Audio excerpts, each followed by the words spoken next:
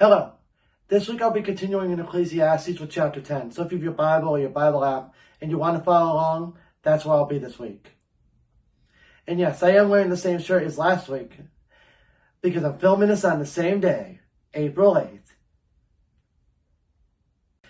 Dead flies putrefy the perfumer's ointment and cause it to give off a foul odor.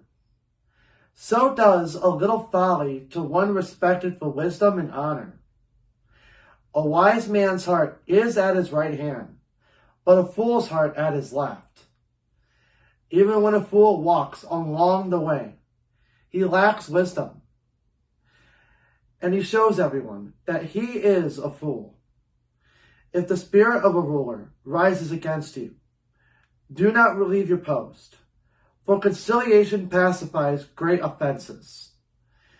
There is an evil I have seen under the sun, as an error proceeding from the ruler. Folly is set in great dignity, while the rich sit in a lowly place. I have seen servants on horses, while princes walk on the ground like servants. The right hand is often associated with strength and blessing in the Old Testament.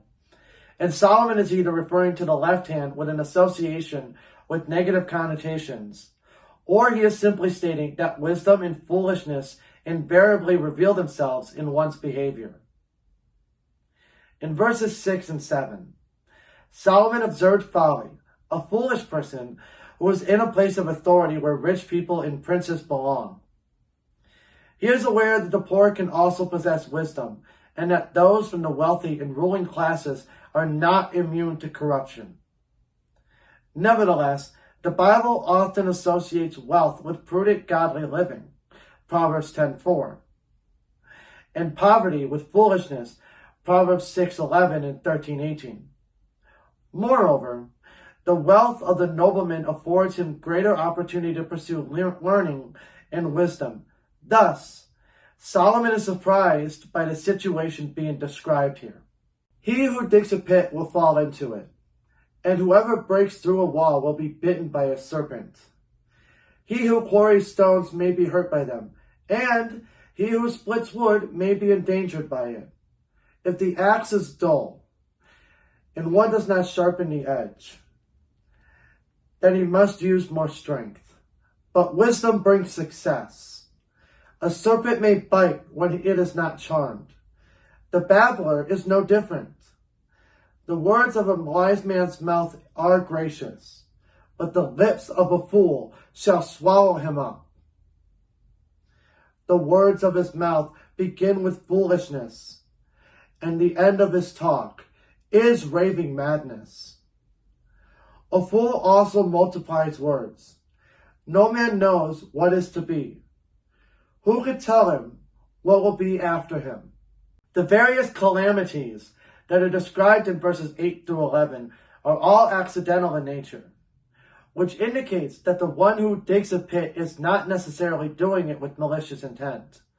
The point is simply that fools only destroy themselves by their own foolishness.